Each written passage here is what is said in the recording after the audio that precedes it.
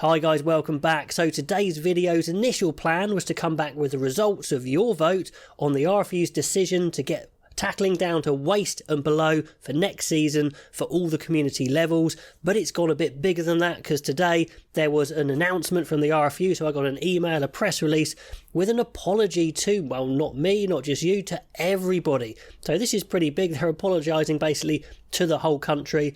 So I'm going to read it out, I'm going to go through what I think, and then I'm going to give the results of that vote, which is pretty interesting. And I'm definitely going to be giving the RFU the link to that vote so they can use the data, plus invite them to have a look at all your comments in this video and the previous two videos, which I'll link to this video because it's quite good research. They're inviting people to forums anyway, and this is just an online forum anyway, so hopefully they'll take some notice of what you guys say here. Okay, so let's get into this statement.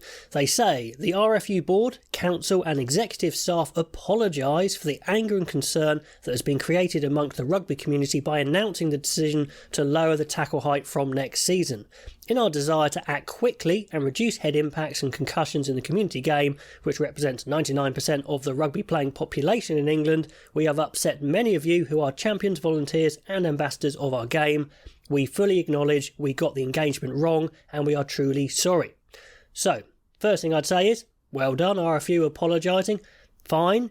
But in my reaction video to the initial announcement, I said, this is what's going to happen. I mean, it doesn't take a genius to know that if you make a radical decision like this, without consulting widely first and transparently first, this is what was going to happen, and maybe it was going to happen anyway even after engaging first, but you know, what do they expect to happen? So it kind of beggars belief really that they're surprised by this. I mean, who made the decision and thought it was going to be okay is a bit staggering, but anyway, they've apologised. Then they go on to say about New Zealand and France also trying to reduce the tackle height, so kind of just saying it's not just us, boss. Then they go on to say, like the French, they use the term waist and below. This has caused misunderstanding and confusion. Now, yeah, I see that a bit. I said in my initial reaction video that waist could be line of the hips, line of the shorts, line of the belly button. So yes, but I wonder if that's also a little bit of cover for them to then change it later and say this is what we meant. But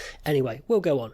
We would now like the game to help us define how we describe a lower tackle height to reflect what the research is telling us in a way that is understood by all. That's interesting. So they're asking for the game, all of you guys if you like, to help describe what a lower tackle height is.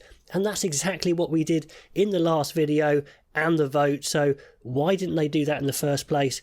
It is crazy, to be honest. But anyway, they're doing it now, so fair play. Consequently, the risk of head injuries should be reduced if tackling below that optimum height.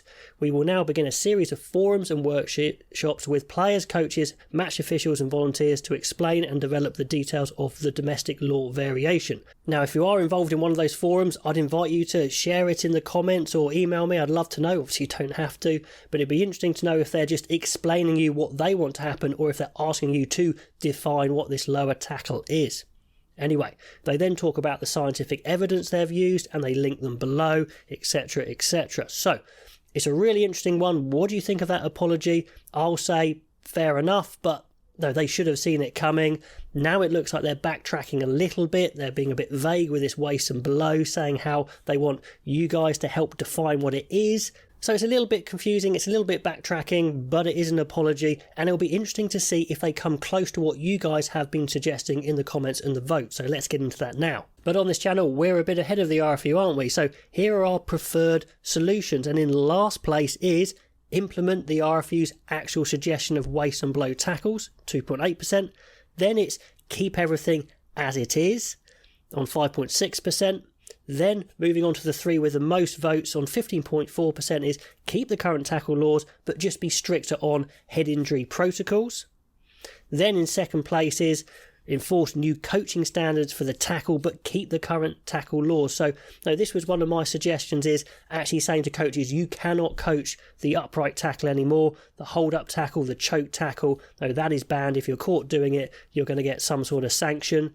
But the highest one was the armpit and below tackle. So 56.6%, by far the highest answer here is implement armpit and below tackle law. So change the tackle law and enforce new coaching standards saying you have to tell players to dip down, not stand up in the tackle like current high-level coaches certainly do at the moment, and stricter protocol. So that is our suggestion. That is your suggestion.